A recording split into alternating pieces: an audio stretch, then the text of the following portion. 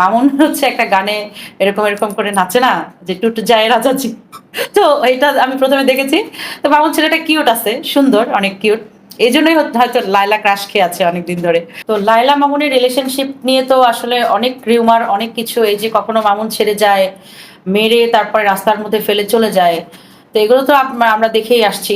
কিন্তু প্রথম যখন আমি ওদের ভিডিওটা প্রথম চোখের সামনে আসে, আমি ওদেরকে চিনতাম না প্রথম, তখনই আসে ওই যে আর লায়লা তো মামুনের জন্য মূলত অনেক কিছু করেছে, অনেক কিছু করেছে, মানে ভালোবেসেই করেছে। মামুন প্রথমে হয়তো ফ্রেন্ড ছিল, তো ফ্রেন্ড হিসেবে ও ভালোবেসে ওর জন্য অনেক কিছু করেছে। আসলে একটা মেয়ে কিন্তু কোনো ছেলের পেছনে এমনি এমনি পয়সা খরচ করে না, মেয়েদের কাছ থেকে টাকা বের করা, ও মাই গড। আমি তো অ্যাটলিস্ট করি না, আমি মেয়েদের সম্পর্কে বুঝি। যখন লায়লা মামুনের পিছনে ইনভেস্ট করছে, দ্যাট মিনস তখন বুঝে গেছে মামুন যে তাকে ভালোবাসে। আচ্ছা, এক পর্যায়ে ভালোবাসার তো ঝগড়াঝাটি অনেক কিছু হয়, ওকে যখন মেরে ফেলে রেখে গেল রাস্তায়, কিন্তু পরে কিন্তু আবার সেই ইন্ডিয়া থেকে যে ছেলেটা আসলে, কি নাম ওর, স্যান্ডি সাহা আসলো। হ্যাঁ, ও কিন্তু এসে মিলিয়ে দিয়ে গেছে। তো আমি স্যান্ডি সাহাকে খুব একটা পছন্দ করতাম না, ভালো লাগতো না ওর অ্যাক্টিভিটিস, কিন্তু যখন এসে এই মহৎ কাজটা করছে, আমি এত খুশি হয়েছি যে না, যেমনই হোক, তাদের বয়সের গ্যাপ, সো হোয়াট, এই একটাই তো তাদের প্রবলেম, বাট তাদের মধ্যে কিন্তু ভালোবাসাটা মানে অনেক আছে, অনেক ভালোবাসা আছে। তো স্যান্ডি সাহা এসে যখন ওদের মিলিয়ে দিয়ে গেল, খুব ভালো লাগছে। তারপর থেকে যে ওরা একসাথে মানে অনেক ভিডিও কন্টেন্ট তৈরি করেছে, একসাথে ঘুরেছে ফিরেছে, খেয়েছে, একটা গানের একটা ভিডিও দেখলাম রিলিজ করেছে। ইভেন মামুন কিন্তু লায়লার প্রতি এতটাই কেয়ারিং, মামুন নিজে খুব স্মার্ট কিউট একটা ছেলে, লায়লাকে নিয়ে হচ্ছে সেই লেজার অ্যাস্থেটিক সেন্টারে গিয়ে লায়লার যে মানে বয়সের যে ছাপগুলো চলে এসেছিল, সেগুলো কিন্তু ও গিয়ে নিজের হাতে নিজের নিয়ে গিয়ে তারপরে সুন্দর করেছে। লায়লা কিন্তু এখন দেখতে আগের থেকে অনেক লাবণ্যময়, অনেক সুন্দরী হয়ে গিয়েছে।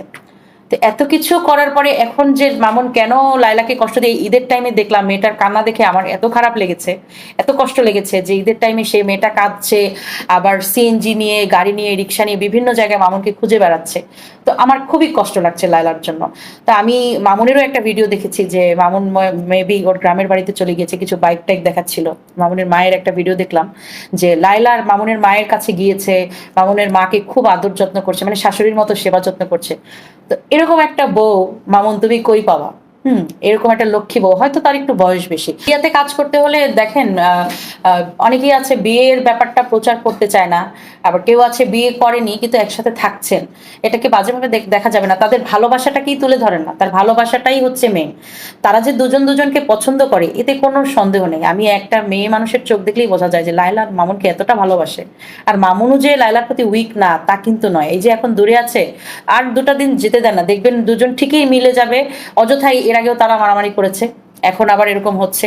তো এই যে লায়লা যে তার শাশুড়ির কাছে চলে গেল, মানে শাশুড়ি কিনা সেটা তো তারা ওইভাবে বলে না, কিন্তু যেভাবে তাদের মানে একসাথে ছাদের উপর ভিডিও দেখলাম, মনে হচ্ছে যে আসলেই ছেলের বউ শাশুড়ি, মানে তাদের বন্ডিংটা খুব ভালো। তো আমার মনে হয় মামুন তুমি ভাই লায়লাকে সুন্দর আনুষ্ঠানিকভাবে ঘরে তুলে নিয়ে আসো, এরকম লক্ষ্মী বউ, এরকম মানে শাশুড়ি ভীরু বউ পাবা না। আজকালকার ছেলের বউরা শাশুড়িদের ধরে মারে, এদের সাথে খারাপ ব্যবহার করে, সেখানে লায়লা তোমার জন্য অনেক কিছু করেছে, অনেক টেক কেয়ার করছে। আমার মনে হয় এর থেকে বেস্ট মেয়ে তুমি পাবা না। যদি লায়লাকে জলদি জলদি আনুষ্ঠানিকভাবে বিয়ে করে, আমাদেরও দাওয়াত দাও, বিয়ে করে ঘরে নিয়ে আসো, তোমরা হ্যাপি থাকো। টাকাটা কিন্তু মুখ্য নয়। একটা রিলেশনশিপের পিছনে, বা ও মামুন তো মিডিয়াতে টুকটাক কাজ করছে, সে একজন ভালো টিকটকার, সে একজন ব্লগ তৈরি করে, সে ছোট ছোট, তো তাকে কিন্তু সবাই চেনে। এই চেনার পিছনে একটা মানুষ যখন কাজ করবে, তার পেছনে যদি ভালোবাসা না থাকে, একটা সাপোর্ট না থাকে, প্রত্যেক প্রত্যেকজন পুরুষের পিছনে একজন নারীর হাত থাকে। মামুনের ভালো কিছুর পেছনে কিন্তু লায়লার হাত আছে। এটা কিন্তু টাকা দিয়ে পরিমাপ করলে চলবে না। আর মামুন যে বলেছে অস্বীকার করেছে, না, মামুন অস্বীকার করেনি। মামুন কিন্তু বলেছে ওকে কিছু গিফট সে করেছে, মানে গিফটগুলো আমি মানে নামটা আমার ঠিক খেয়াল নেই, কি মানে ক্যামেরা ট্যামেরা এসব কি কি গিফট করেছে। তো গিফট তো মেয়েরা তখনই করে যখন ভালোবাসাটা প্রচুর থাকে, যে এটা আমার বয়ফ্রেন্ড, এটা আমার হাজবেন্ড, ওই চিন্তা করেই লায়লা গিফট করেছে। আর মামুন যে অস্বীকার করেছে তা না।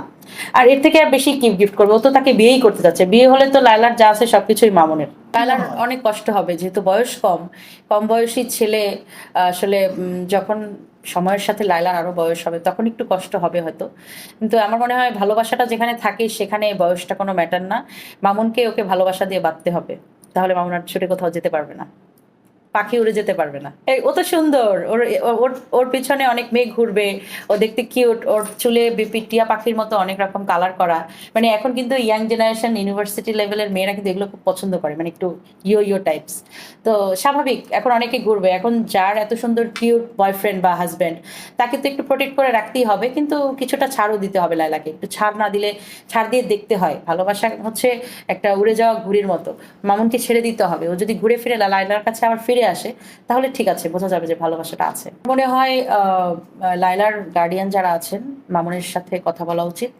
আর মামুনের যে আম্মু আছে, উনি দেখলাম খুব সহজ সরল এবং লায়লাকে খুব পছন্দ করে। মামুনের আম্মুর উচিত, মামুন রাজি থাকুক চাই না থাকুক, কানে গলায় সোনাদানা পরিয়ে বউ ঘরে তুলে নিয়ে আসা, মামুন অটো ঘরে চলে আসবে।